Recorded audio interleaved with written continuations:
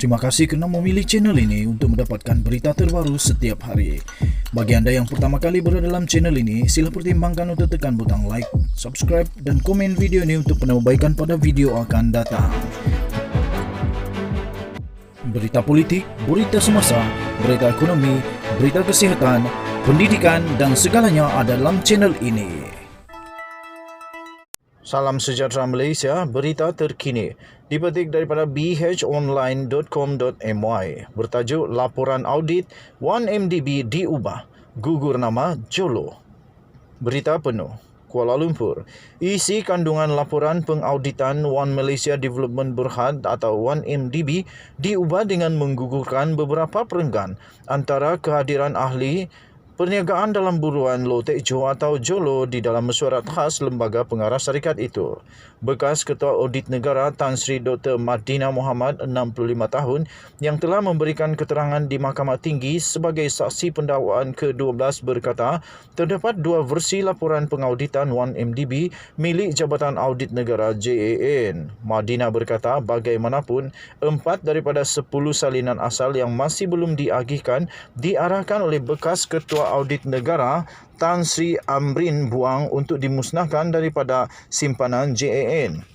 Katanya, Timbalan Pengarah Audit ketika itu, Datuk Nur Salwani Muhammad, memaklumkan kepada saya bahawa beliau menyimpan salinan asal laporan pengauditan 1MDB bagi tujuan mendapatkan arahan Ketua Audit Negara baharu iaitu saya sama ada laporan itu patut dimusnahkan atau tidak. Saya kemudian membuat keputusan untuk tidak memusnahkan laporan ini kerana ia mengandungi maklumat dan bukti material mengenai 1MDB, katanya. Madina berkata beliau mendapat tahu bahawa laporan pengauditan 1MDB telah dicetak sebanyak 2 kali, iaitu yang pertama pada awal 2016 dan kali kedua pada 2 Mac 2016.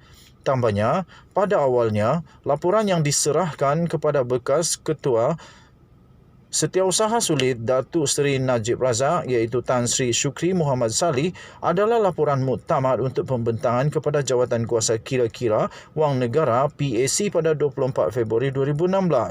Bagaimanapun, kandungan itu diubah dengan menggugurkan beberapa perenggan melalui mesyuarat yang dipengerusikan oleh Ketua Setiausaha Negara pada ketika itu iaitu Tan Sri Dr. Ali Hamzah pada 24 Februari 2016, katanya. Madina berkata antara perkara yang digugurkan dalam laporan pengauditan 1MDB cetakan kedua adalah dapatan audit terhadap dua versi penyata kewangan beraudit 1MDB tahun 2014 dan kehadiran Jolo. Katanya berdasarkan minit mesyuarat khas Lembaga Pengarah 1MDB yang bertarikh 26 September 2009 yang telah dikemukakan kepada JAN oleh 1MDB pada 19 Jun 2015, kehadiran Jolo tidak direkodkan dalam senarai.